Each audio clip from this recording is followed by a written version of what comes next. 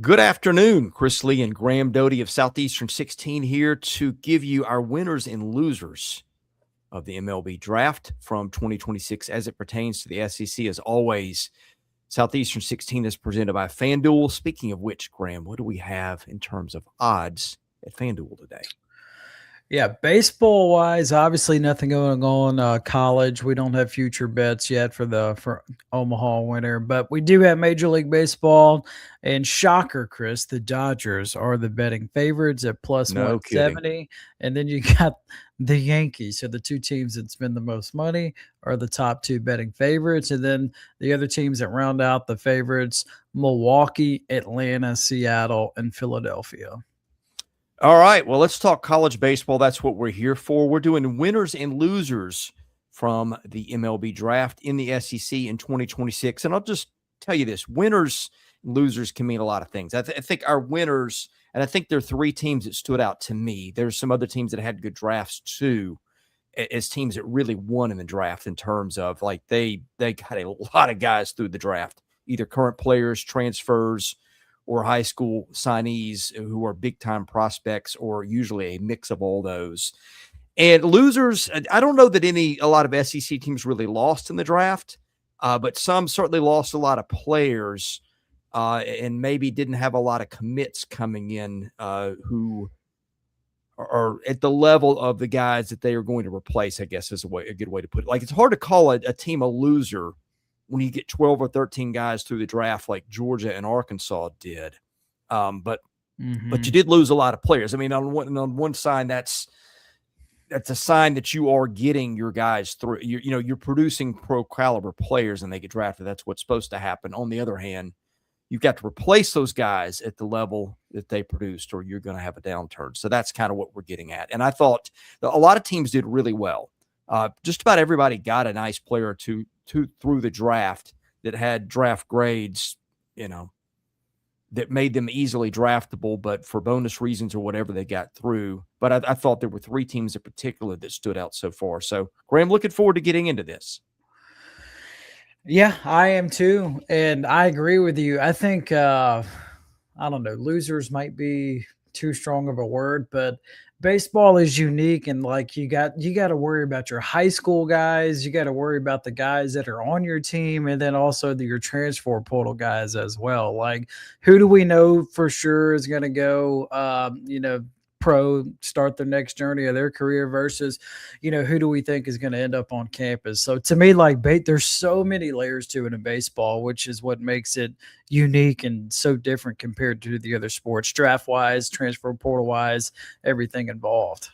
Yeah, I think a lot of teams came out really well. But again, I think there were three. Funny, I asked on the radio, I was doing Chase Robinson's shows, who's done some work for us, and he asked me off the cuff, he said, what stood out? And I said, well, I think three schools did really well. Went to Baseball America today, found out that the schools that I mentioned were prominently mentioned by their draft guys as having really outstanding classes. So I thought that was a little bit of validation, maybe. Again, I had my idea before they did, or, before I saw theirs, I guess a good way to put it. But going to be interesting to sort through these. And we'll do these in alphabetical order of the three schools I think that were the biggest winners. And it's hard to decide who was the biggest winner out of all these, to be honest with you. And again, there were some other teams there. Here's Josh's answer. Yeah. Well, loser everyone. Well, yeah, everybody lost. Everybody lost somebody. Josh, your team had a pretty good draft. I'll just give you a little spoiler alert there. But yeah, I think I know two of your three. I'm curious about the other one. Well, my first one, again, I'm going to do these in alphabetical order, is LSU. Because, boy, did LSU get some dudes through the draft. Of course, LSU's draft started with losing Derek Carriel, who was the top overall player in the SEC drafted. I don't think that's what we had in mind, particularly. Mm-hmm. And LSU did lose a ton of commits in the draft. I say lost. Nothing's lost until they've signed. But, Jensen Hirschkorn, Logan Schmidt, Wesley Roberson, Dylan Blomker, a lot of guys like that were pretty highly rated. But, boy, do they get some guys through the draft. And it helps when you start having guys pull out of the draft before it starts, which they had, I think, 5 guys, including Cade Curlin, who transferred from Florida, pull out of the draft. Braxton Beatty, Nathaniel Davis, Colton Brady, and Lucas Naraki all pulled out of the draft. And then none of these guys got picked. And these guys are all consensus top 200 type prospects. Cooper Sides, right-hander, Colby Stringer, right-hander, and then CJ Weinstein, in addition to Naraki and Brady, who's a little lower tier. Also got Cooper Moore, returnee through the draft. He was definitely draftable. I don't know if the injury scared people off or just LSU could match the money. But boy, did LSU have a draft. Some other guys they got through the draft, Braden Cupid, Jordan Martinez, Luke Tucker, and Jaden Newton. I don't know if Jaden Newton comes back, but he was a draft prospect who didn't get picked. So big surprise here. LSU made out well in the draft. Your Cooper Moore point is probably a combination of both, right? Like, yeah, Jared didn't really pitch very much at all this past season, and then boy, it seems like the theme, I don't care what the sport is, if LSU had a checkers team, they're going to go all in NIL. Right. So probably a combination of everything there. But I would certainly agree with you, LSU. Look, we talked about it the other day, right? They had their least amount of SEC wins since 1983.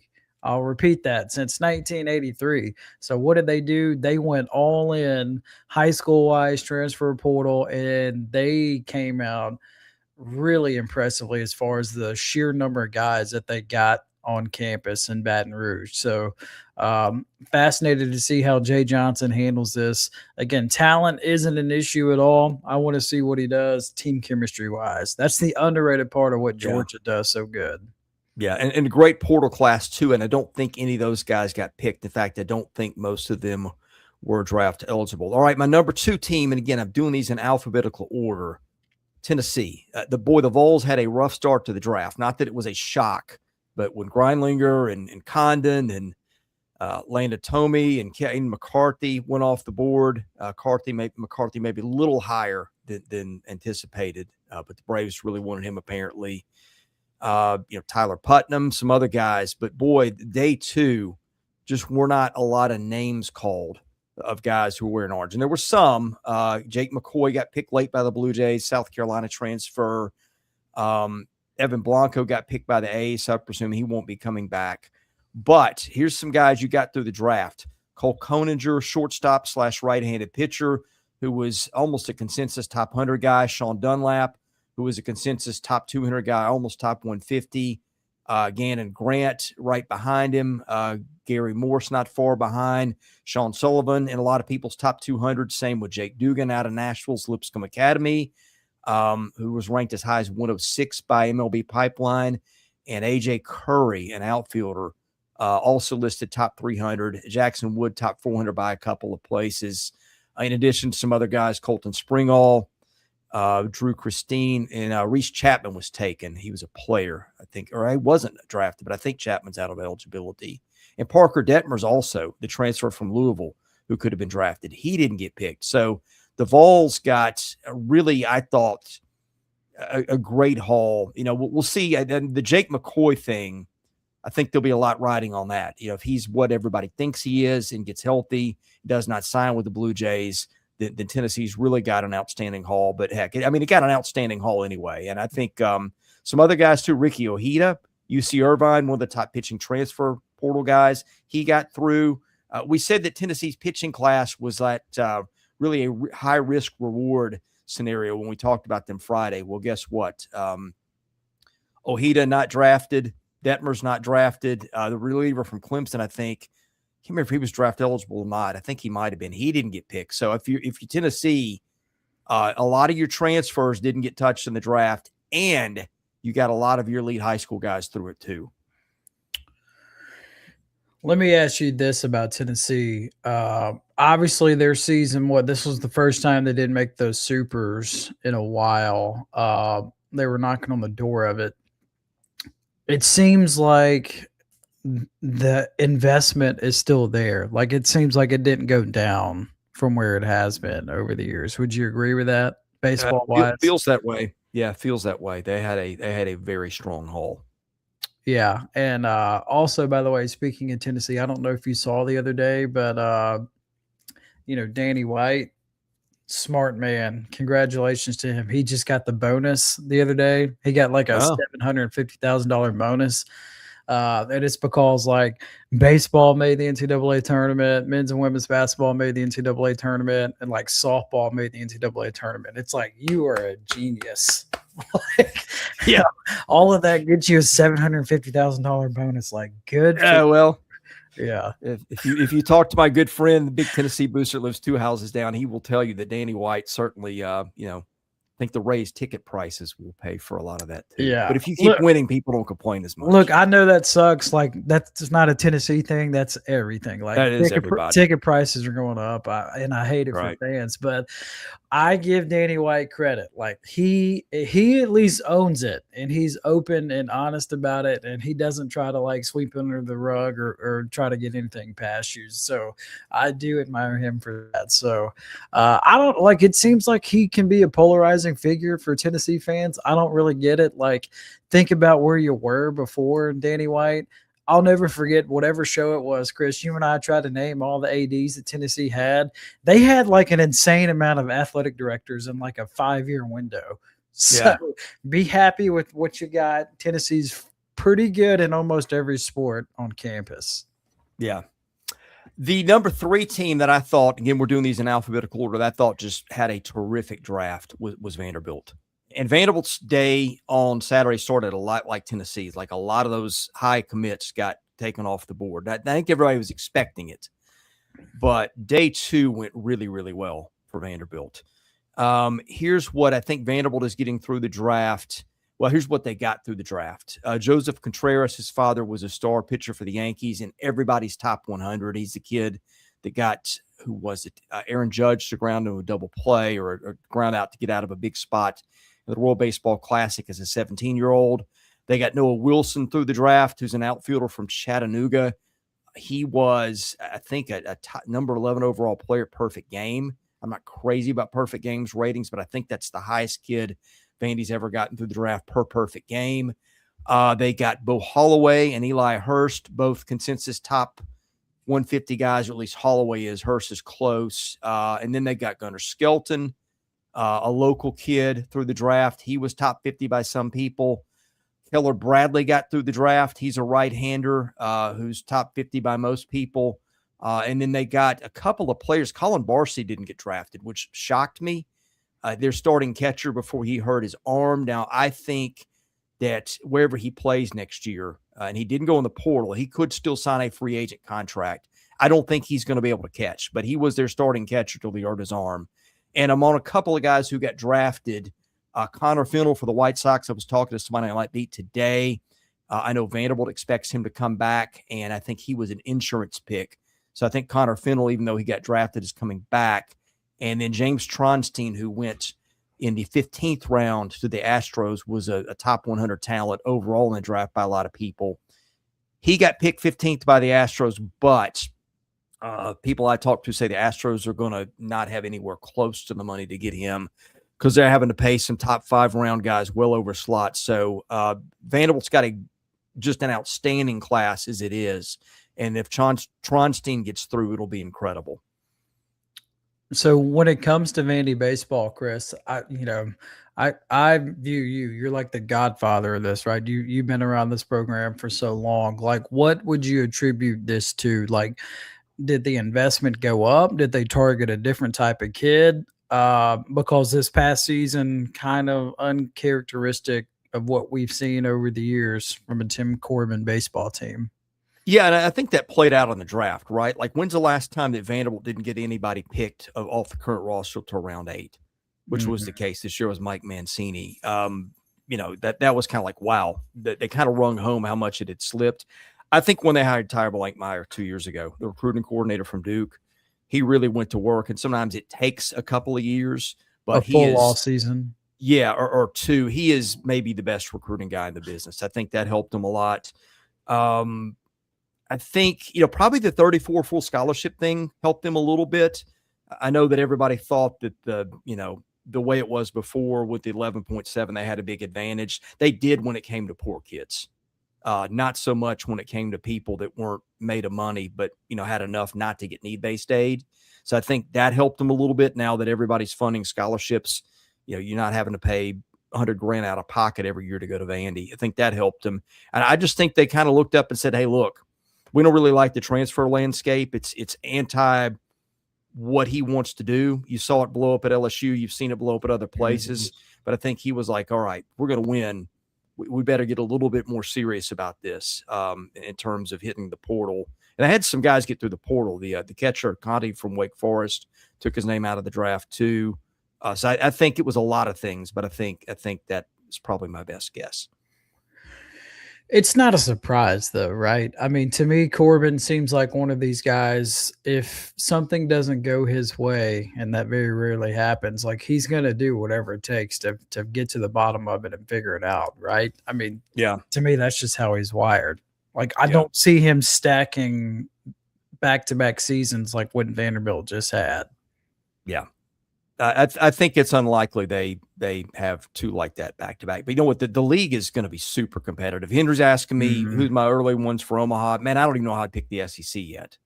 I mean, I got to would pick this and see who makes through the draft. But I think the over under should be 5.5 SEC teams that make it. I mean, boy, that's a lot. But I mean, look, we just saw the 11th place team win the whole thing. Yeah. So, I mean. I know it's a big number, but I mean, I'm team SEC until you prove me otherwise. I'll say this, like I definitely thought you were going to mention a team and you didn't mention them at all. And I know we got a couple state fans in here, but to me, it's Mississippi State is a winner.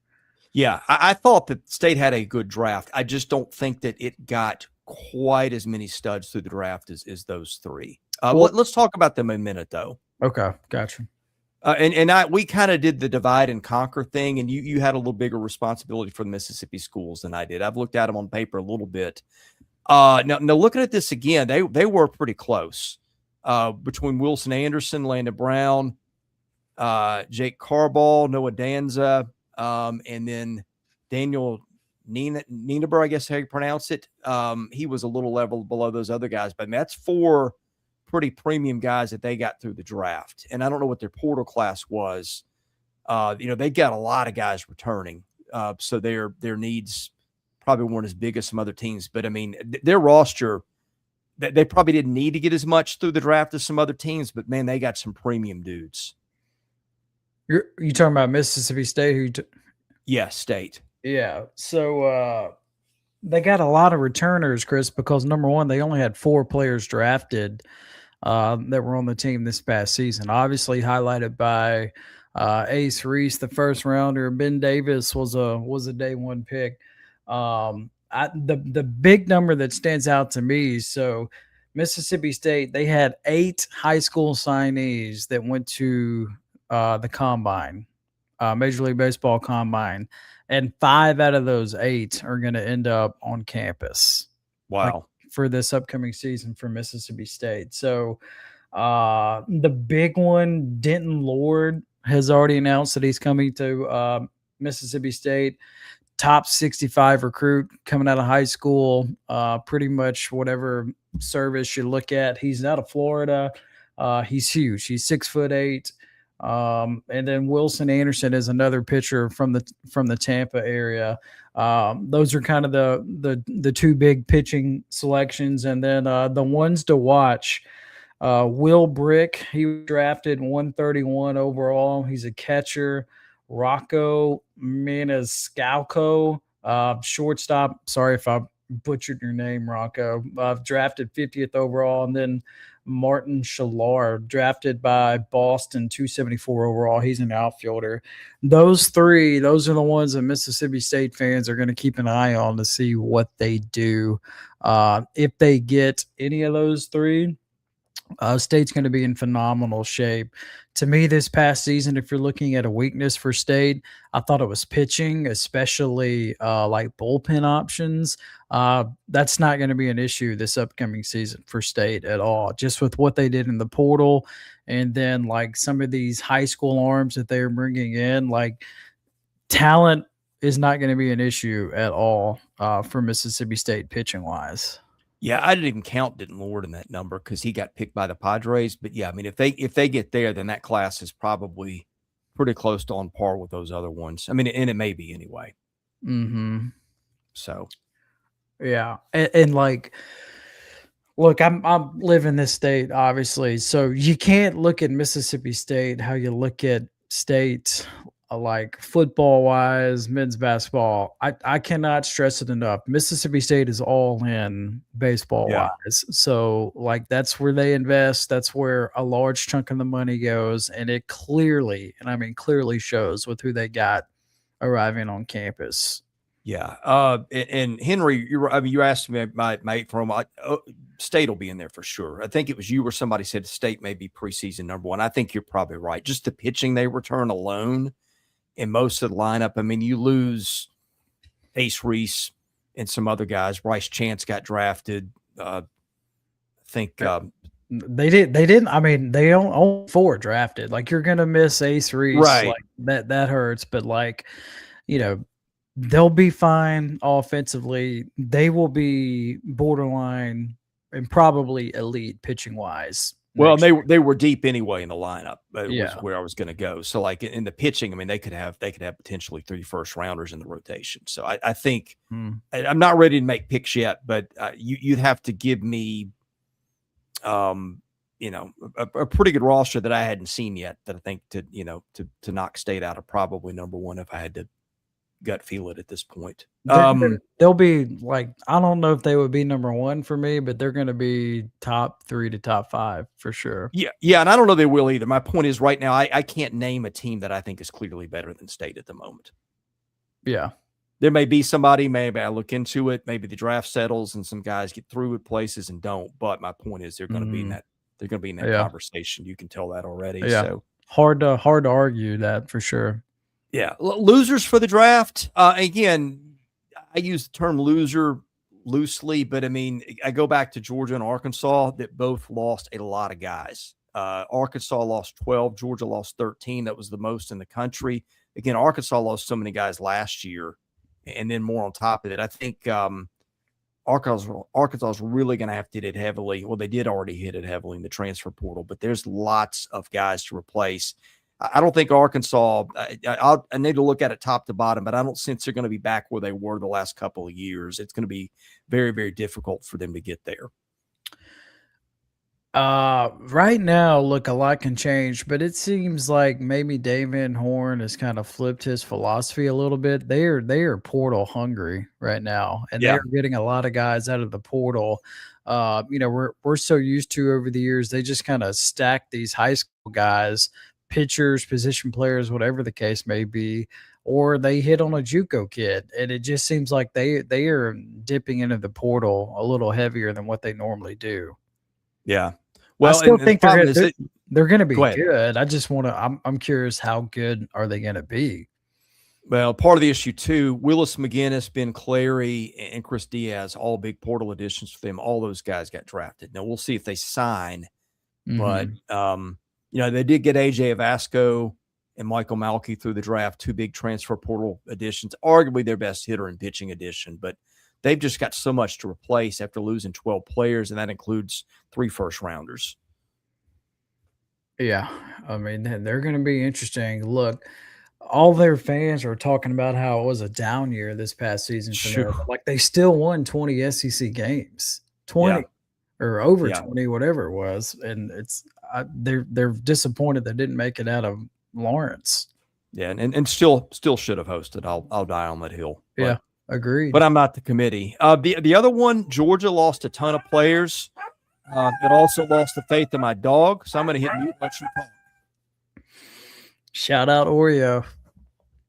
Got to give Oreo some love. Looks like he's got to go out of the room now. Bye-bye, Oreo. My dog's currently passed out on the couch. Anyway, Georgia. They lost a lot of dudes. The dogs lost some dogs, and it was painful apparently. So, yeah. And they didn't really, they got a good transfer class, but I don't think it's last year's. Of course, they got a lot of really good players picked. Daniel Jackson got picked. I thought Joey Volchko would go higher than he did. Still went 77 to the White Sox. I mean, I won't get into everybody. Caden Aoki got picked. He wasn't given a draft grade by a lot of people, but I thought he was really good. He's gone to the Rangers. They did, looks like, some transfers. Josh Gunther and Hunter Carnes, pitcher from South Carolina and catcher from Florida State, both transfers there. Those guys didn't get picked. And a number of recruits didn't get picked either. Michael Sharman, I already said Carnes. He's a JUCO kid. Brooke Rain, Miles Younger, guys they got through the draft that could have been drafted. But I think Georgia just lost a ton here.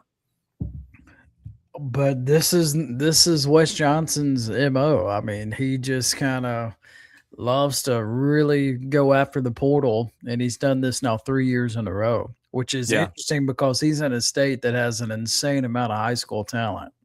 Yeah. All right, let's talk some other teams.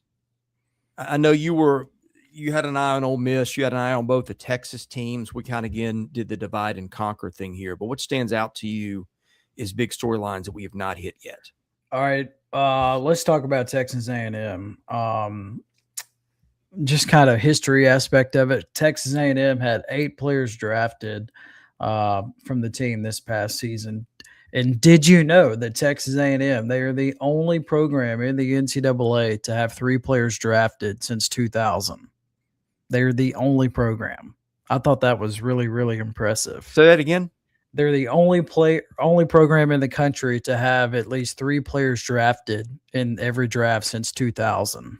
Really? Okay. And the one that really blew my mind is Chris Akopian is the highest position player ever drafted in program history. No kidding. Yeah.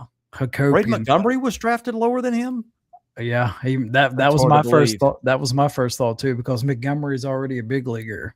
Yeah. And yeah, both of those guys weren't in College Station very long at all. So thought that was interesting. Look, the one that is going to hurt the most for Texas A&M is their UNLV transfer, the pitcher, Jace and Evangelista, I guess is how you pronounce his last name. So really, really good in UNLV. Did a little bit of everything at UNLV. A&M thought that they had him, signed, sealed, delivered. He got drafted 14th round by Boston, and TexAgs is reporting that he's going to sign. Let me tell you something. If TexAgs is reporting it, you can take it to the bank. So that's going to be a big loss for Texas A&M. And then their long shots to make it to campus. They're high school guys like Connor Como, high school shortstop, 54th overall, and then Trey Ebel, another high school shortstop. He was drafted 25th overall. Both of those guys, long shots to make it to campus. Not really a surprise there, but just the one that hurts the most. Look, everybody knows the pitching was a weakness for A&M this past season, and the fact that they lose the UNLV transfer hurts them. Now, the good news is I think Freshcorn is coming back. He was drafted in the 19th round, and you got to think he'll be back for this upcoming season for Texas A&M. Yeah, A&M did land some really, really good players in the portal who weren't going to get picked, like Nate Savoy from Clemson didn't get picked. Jarrett Williams from Lamar, freshman, some of those guys. But I think, they lost. I mean, those big 3 out of the lineup, those big 3 power guys who all got taken in the top 100 picks, that leaves a mark a little bit. Mm-hmm. And, of course, we'll see what they do. Pitching was the issue for them last year. A little health would help. Caden Freshcorn would go a long way. And their freshmen, they got some guys like Ryan Harwood, Luke Ekdahl, and then my favorite name in this draft class, Catcher Hopkins, who was a high school player who happens to be a catcher. I think that's going to be so much fun to cover a catcher named Catcher. So, A&M, I think, lost a lot of stuff. Henry doesn't think they're going to have any pitching again. I think that's a little bit of a problem on paper as we speak, but I'm not. Remember, they hired a new pitching coach too. Yeah, and I'm not as dug in on rosters as I'm going to be. But the day out of the draft, this is kind of how we see it. Texas had an eventful draft too. I think, again, Yes, one of they the biggest did. surprises of the draft to me was that Aiden Robbins went 92 overall. I just think he's such a good player. I Agreed. cannot imagine 91 guys being picked before him, but the draft is weird and sometimes that happens. What did you think of what happened with the Longhorns in the draft? They lost a number of commits and lineup stalwarts from a year ago. Well, everybody we knew would get drafted got drafted and is going to move on. That was on the team this past season. That's not really a surprise. They did not have a high school signee drafted in day 2. For the most part, I think everybody that Texas anticipated that was going to make it to campus is going to end up on campus. Now, they very clearly did a coordinated thing, Chris. I don't know if you saw it, but everybody that is going to be in Austin next season, they all went to social media and they all had like essentially the same thing, like word for word, like with taking my name out of the draft. Can't wait to get to the 40, hook them. And they're all like in Texas uniforms in the background. So like that's very clearly designed for Texas. Just kind of looking at what they did. Brody Bamula picked Bamula. picked 89th overall. That was Texas fans were like really happy and excited because this was a guy everybody thought he was going to go in the first round, ends up getting taken in the third round. So Texas is like, maybe there's a chance that we got him. At least the fans were. And then you look at the money that he got first round money. So he's definitely going to sign. Like he's not going to be in Austin. He fell in the draft because he's got an arm injury. He's got a UCL injury, and missed a lot of time this past season. Big pitcher, he's 6'9".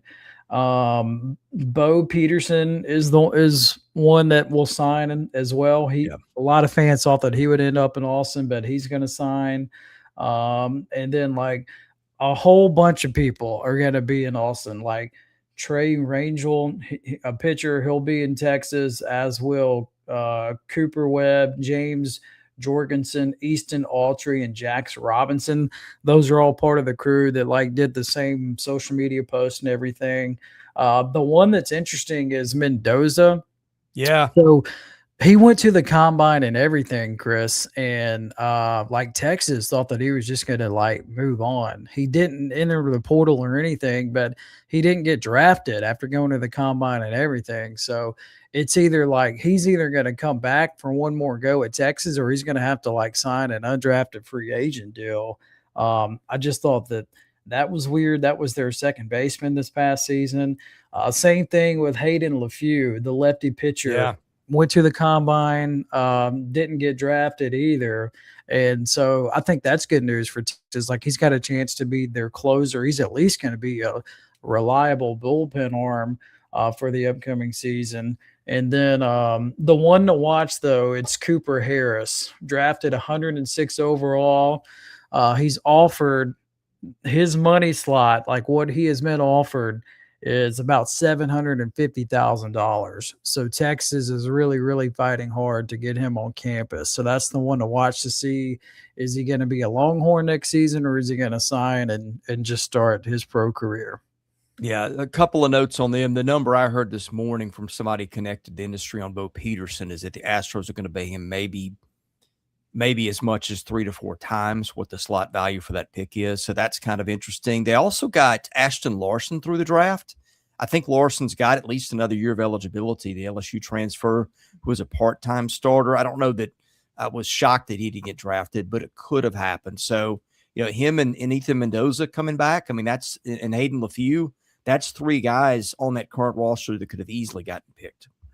You just don't hear a lot of times where like you get invited to the combine, you go and you don't get drafted. Yeah. It happened to a few guys, some guys that did really well too. It was weird. Yeah. So yeah. And like I like Mendoza. I think he's a really good player. And just the fact that he went undrafted is kind of surprising. Yeah. What else? I know we talked about one of the Mississippi schools, but not the other. Ole Miss had a weird draft. Hunter Elliott pulled out of the draft before the draft. I don't think it was very public, but he did it a few days ahead of time. You had a couple of position players that didn't go that I thought would have. On the other hand, the pitching side, boy, scouts loved the Rebels pitching. Loved two of them in the first round. It was very interesting how that unfolded for the Rebels. Be curious to see like what somebody like Hudson Calhoun and Will Libbert do. They were both like in the 4, 5, 6, 7 draft range. Like, do those guys sign or do they come back? When you look at Ole Miss as a whole, like everybody that was drafted was a pitcher. Only one position players, and that was Austin Foley. He was the only position player drafted. The catcher drafted in the 19th round. He's a little older. He's already 24. But he's a redshirt junior, so he's got one more year left. So Ole Miss did bring in a catcher from the portal from TCU, so Ole Miss was like prepared just in case. I'm pretty sure they would take Foley back, like no questions asked, just because he's so good defensively. Like he is elite defensively, and then you know what you get. He can certainly hit the home run ball. Curious to see what he does, especially since he was drafted so late. And then you mentioned the two position players. I was very surprised Judd Utermark and Will Furness went undrafted. I know they're both like 4-year seniors, but just the fact that like nobody takes a flyer on them in a 20 round draft, like that really, really surprised me. Especially for somebody like Utermark, he can play multiple positions. He can hit the home run ball. Like obviously the strikeouts are his Achilles heel, but I figured somebody would take a flyer on him. Same with Tristan Becerra. I mean, that was another one. He didn't get drafted. Yeah. I mean, Becerra, that's an interesting theme. I think the swing and miss guys got dinged this year. I mean, it was something that they noted on the broadcast, and I think they're right. It feels like we're going back more to traditional baseball. We're just being able to make contact is valued a little bit more than it's been.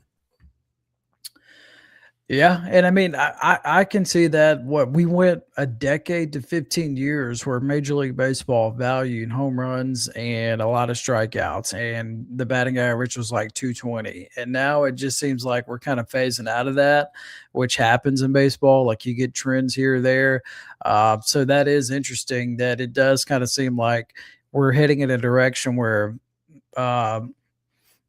professional baseball values guys that put the ball in play as opposed to just striking out. Who was it? Mark Anderson that just struck out like a million times. Mark Reynolds. I think he struck out what did he go 200 strikeouts 3 years in a row for the Diamondbacks? Yeah. I mean, it was crazy. He was feast or famine. He was either going to hit a homer or he was going to strike out.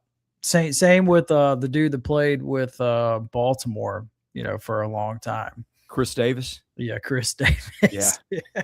He had an interesting career path. When it ends for those guys, it ends quickly. Yes, exactly. Let me answer Wes's question. He said, "Do I think about Elliott being back? Will it hurt the young guy's development?" Good question, Wes. First of all, you got to remember, like the younger guys you're talking about, well, 2 of them were just drafted in the first round, right? So like there is nobody else in the weekend rotation. Like Ole Miss brought in a ton of guys from the portal, like pitching wise. So we don't really know who's going to step up and potentially be in the weekend rotation, but like Townsend and Rabe are gone, like being first round picks. So, they're not going to be back.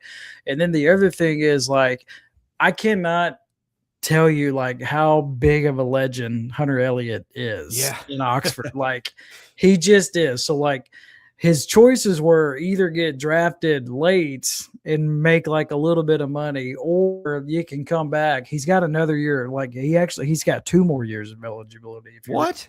Yeah. He missed 2 full seasons. Oh, because 5 to play 5. But I think the age limit, does the age limit not put a crimp into that? Because he's going to be 24 next year. If you miss 2 seasons, like I don't know how it works, but I thought there was a 24-year-old component, but maybe that's not for every situation. But the thing with Hunter Elliott, like he's going to be a weekend starter. As of today, we don't know if that's going to be Friday or Saturday. and then he's gonna make more money at Ole Miss than he is in Yeah. minor league baseball. Like he just is. So, and again, he's from Tupelo. He's from 40 minutes down the road. Like, if you drive around town, go into the grocery store, go to a restaurant, you're gonna run into Hunter Elliott. Like he's, you know, Yeah. he's a man of the people. Everybody loves him. Got a national championship. You're not going to find a lot of people say a lot of negative things about him. Yeah, I think it's kind of cool, actually. I was always kind of hope. I thought baseball would be better with guys like that who weren't quite that level, could stick around another year or two, and maybe not forever, but 4 or 5 years. It's having familiarity in this age of the transfer portal where you're changing rosters every year is kind of neat. So. By the way, Wes is right. Good catch. Ashton Larson is in the transfer portal. We talked about him from Texas a minute ago. We're going to try to get out of here within the next 15 minutes or so. I'm going to run down a few more teams just briefly. Let's talk about the Alabama schools. We've got. What'd you think of what Auburn did? Well, I'm going to get to them. I'm going to hit Alabama first, then I'll hit them. Alabama had a lot of players that were mainstays on that team taken. Got a few commits through the draft. Hudson Devon was the most. I'm sorry, he got drafted late by the Royals, but in the spot where we'll have to watch their bonus pool. He was a consensus top 150 recruit. They got some lower guys through there. Jazer Arms is probably their best high school guy, according to what I've got here. And they had a couple of transfers, Dylan Mariano and Garrett Lambert from Northwestern State and Mercer, both picked in the top 200 picks. So that hurts them a little bit. Auburn, I didn't think Auburn really had to have a huge draft because it's got so much coming back. Of course, Chris Rembert's gone. A lot of those pitchers that were lower on the staff, Petrovic, Hetzler, Whalen, Brewer, I said lower in the staff. A lot of the middle relief options went. Whalen was hurt, but that didn't affect him in the draft. They did get Brandon McCrane through. He was a consensus top 250 guy, so that's a good one. And a slew of like lower rated high school guys, a couple of shortstops, some pitchers. So I think Auburn didn't really have to kill it in the draft this year. And you look at him, you're like, okay, well, some things could have gone a little better. I don't think you really expect Jake or Chris Rembert to come back, but he had a down year. You're hoping maybe it looks a little different, but I want to see what the money looks like. Well, I don't think Auburn can compete. Rembert's going to get a signing bonus well north of $1 million at pick 51. So I thought Auburn didn't have to kill it in the draft. You shed a lot of your veteran pitching in the draft. I say shed. You'd probably like to have a lot of those guys back, but it was expected. Eric Guevara got drafted as expected. So I think you got McCrane back. And they don't have a star-studded freshman class. You did get Dane Burns to the draft, the Mississippi State transfer. So I think Alabama's got a big rebuild in front of it, and Auburn not so much because the foundation of that pitching and a lot of that lineup is coming back. Look, we got a long way to go. It's July 13th when we record this, but I feel better today about Auburn than I do about Bama. Just because we know all the returners that Auburn has coming back, and then it just feels like a total reset for Alabama. I have faith and I trust that Rob Vaughn and his staff are going to be able to do it. But like right now, we don't know who those players are going to be. Yeah. All right, your turn. You hit a couple teams that we've not talked about and what stood out to you about their drafts.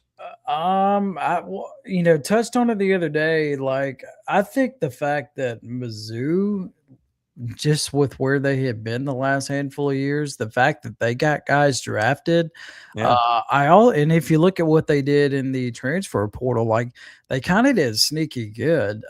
It makes me wonder, like, what they got invested in baseball moving forward. Now they're never going to be middle of the pack, towards the top 5 in the league. But now they did lose Blaze Ward. I like Blaze Ward a lot.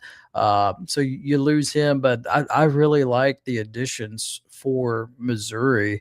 And again, I just think you got to give Kerrick Jackson, things to work with. And I think that they can be better than what they have been here lately. I'm just trying to think of who else have we not touched on. We haven't touched on. We haven't talked Oklahoma. We got to touch on them in the division. I don't think they a lot of their guys didn't go where I thought they would go. That didn't get the great in Omaha boost like I thought they might.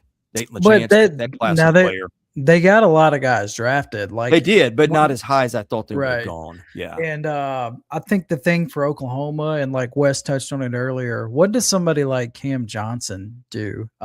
Picked in the 9th round.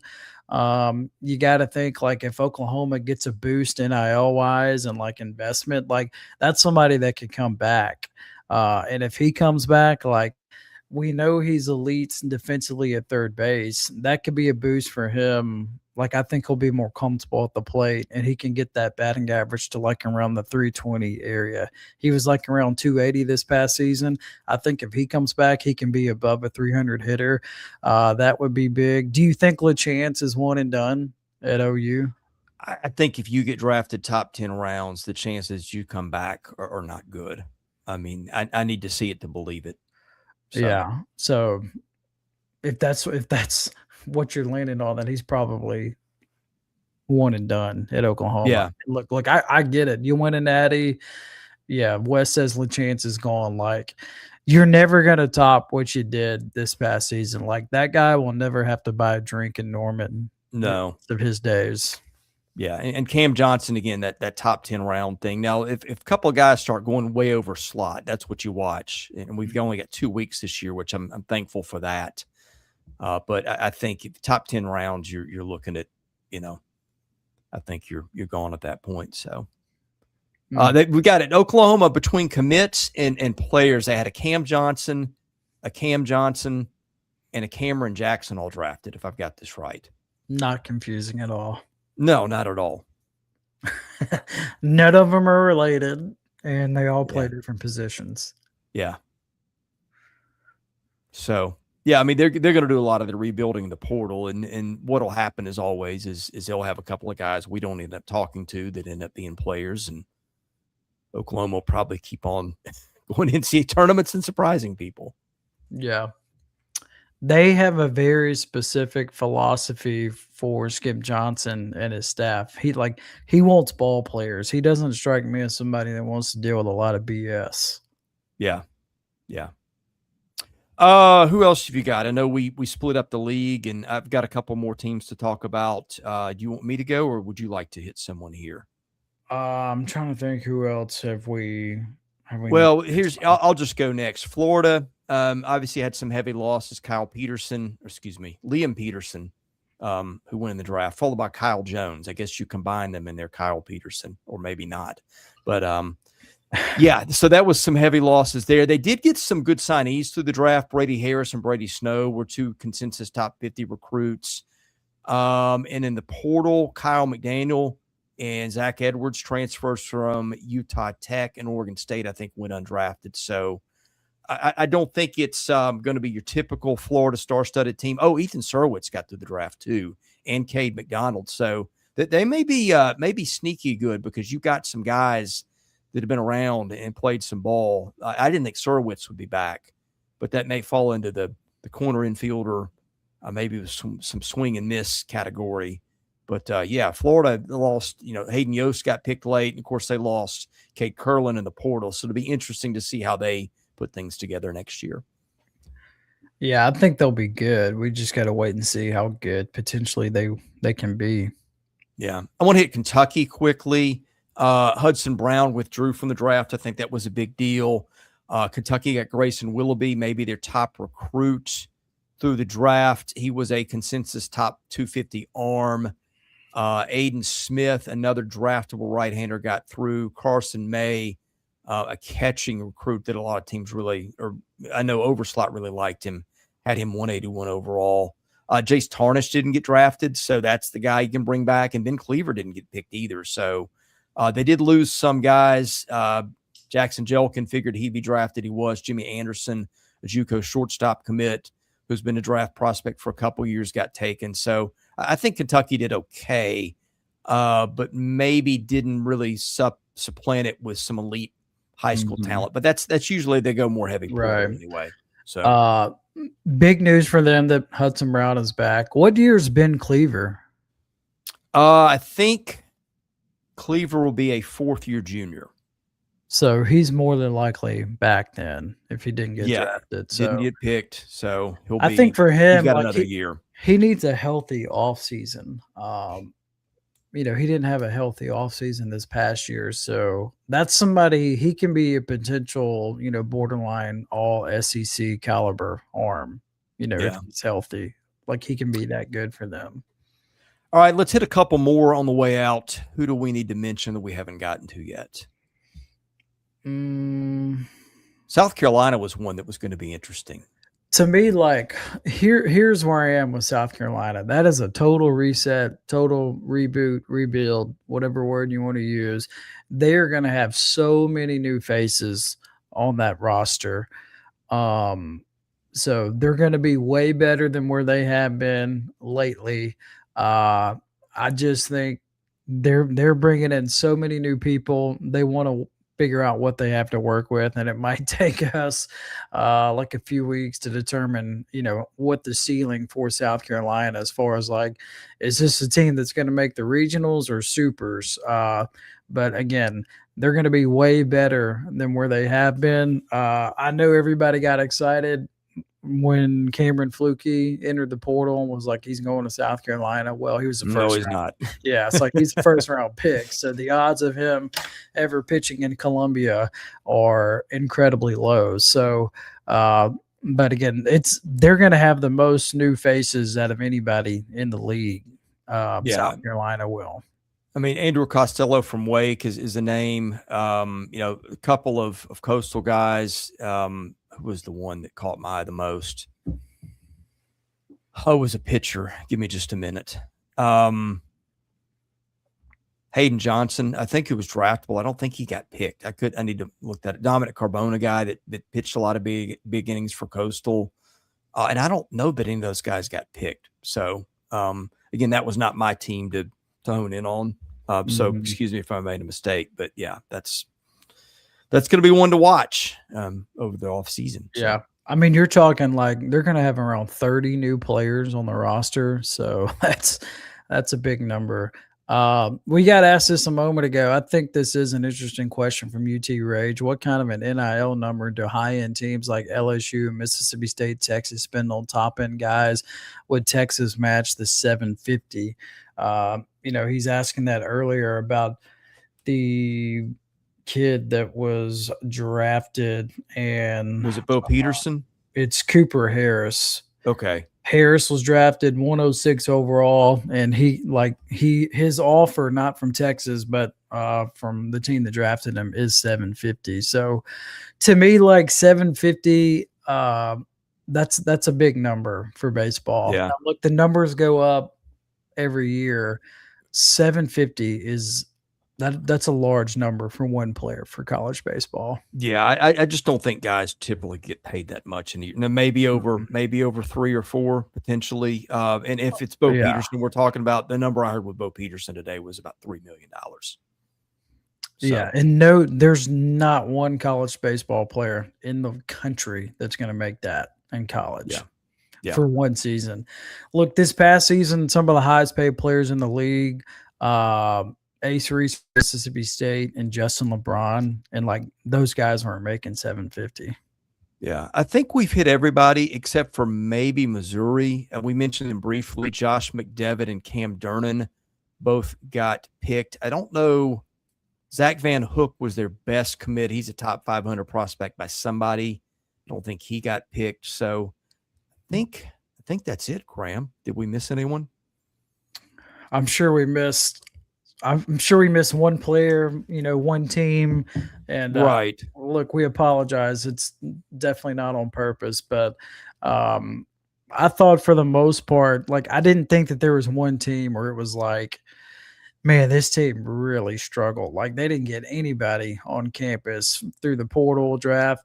Like I didn't think there was anybody like that. And like the 4 teams that we kind of touched on up top, I thought those are your winners for sure. And to recap, that is LSU, Tennessee, Vandy, and Mississippi State.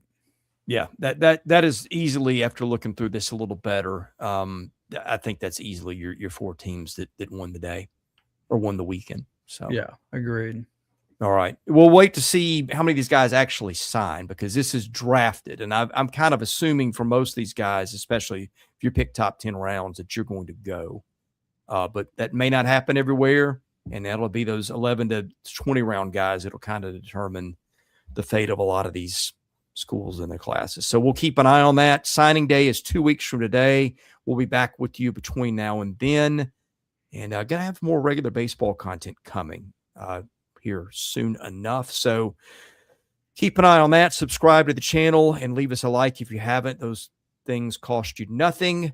For Graham Doty, I'm Chris Lee. You've been watching Southeastern 16, presented by FanDuel.